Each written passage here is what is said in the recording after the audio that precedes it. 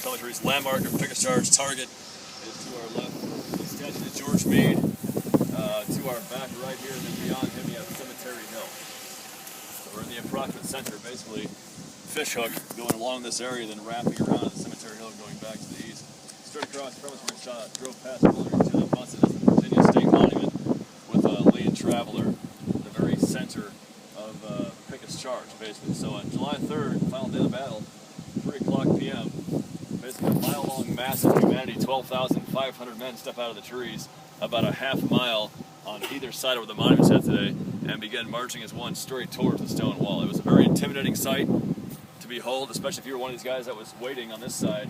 And, you just kind of had that sinking feeling everybody's going to marching straight toward you. And what was going to stop them? Well, you did indeed have 100 cannons up here, like the ones to our right, that were more than anxious to have their say in the matter. And very early on in the attack, they began firing explosive shells from these cannons, bursting above in front of the attacking column, tearing gaps, sometimes 3 or 4 men going down at once. The South would leave the killed, the dead, the wounded behind, close the gap, and keep on marching at that steady pace. But it did take their toll. Not a good idea to be on horseback. You had 17 officers for the South that were on horseback. 16 would be killed or wounded during the attack of Pickett's charge. Very obvious target. Very bad idea as well. One guy was killed when he was shot and fell from his horse, and he landed on his sword, and it went right through his body and killed him. So that was one of the cases. One of the colonels for a Virginia regiment would be killed basically falling upon a sword by accident. So very dangerous place to be out there. It would take the South fully 15 minutes to march their men from the tree line to the Emmitsburg Road, where that white SUV is driving right now.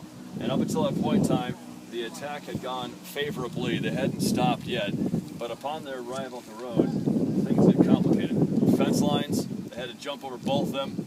Also do that under direct infantry fire for about 7,000 Northerners who were waiting to fire their first bullet down the ranks at the Confederates. So when the order comes out, line ready and fire, these guys just rise up as one and pour a devastating volley upon volley after volley in the ranks of Confederates, mowing them down by the dozens. After the battle was done, a curious spectator, observer I should say, walked down to the roadway and counted 836 bullet holes on one section of fence that was 12 feet long and 1.5 feet wide. So that's how severe the gunfire was from this area right here.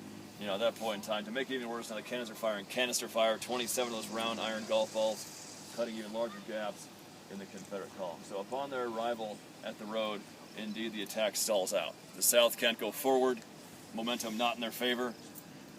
For a number of minutes, they would just be basically returning fire back at the Union and trying to gain the firepower advantage. Eventually, the Southern fire kind of took its toll on these two regiments right here, the 71st, 72nd PA, kind of pulled back a little ways because of the severe amount of gunfire being poured into them.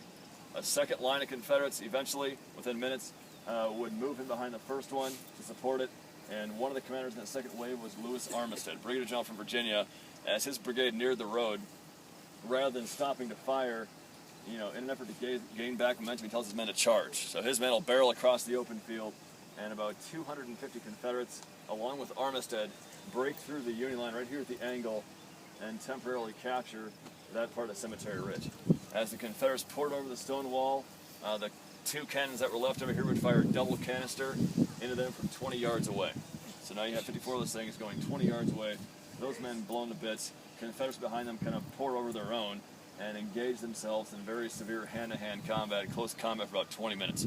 Men using their butt of their rifles as a club, others getting stones off the walls, fist fights breaking out. You had an issue with friendly fire here in the chaos, confusion of battle. Men getting excited, accidentally shooting the guy in front of him in the back. So you had a lot of friendly fire. Armistead himself would make it all the way to where this area is, right here where the scroll is, before he was struck in the side by a bullet and fell to the ground mortally wounded. And as he goes down, even before that happened, the Northern Army rallies behind the ridge, charges back towards us. And that attack, combined with a separate one from the south, as the Southerners are attacked from the side, just kind of cut them off. And within minutes, all the Confederates who had crossed over the stone wall were either killed or captured. The remainder, those who were able to anyways, began a very dangerous retreat. Some of them running for their lives back to seminaries, being shot at all along the way, until they finally reached the spot where Lee was at, consoling his men, telling him, "It's all my fault, it's all my fault." So if Pickett's charge ends at that point in time, ended in failure. The attack itself lasted 1 hour, that's it. The South loses 6,000 men, in that span of time. So when that ends, Lee realized that his chance for victory was gone as well. For all his efforts with his best men he had available to him, didn't work out. Lee would wait only 24 hours before pulling back into Virginia and escape safely back across the Potomac he would go, and the war would go on for almost 2 years after this battle was done. But this indeed was a turning point. First of all, just the amount of men that he lost here would result in Lee's army being crippled and having to fight primarily defensively down in Virginia for the rest of the conflict. Pickett's charge also is referred to as the high watermark of the Confederacy, because once they lose right here, never again would the South make it this far north for the rest of the war. This is the furthest north any battle was ever fought, any major battle. Everything from here on out spirals downhill into Virginia until finally Lee would surrender to Grant in the spring of 1865. So yes, while it did go on, it was never the same. Lee lost over a third of his men in 3 days.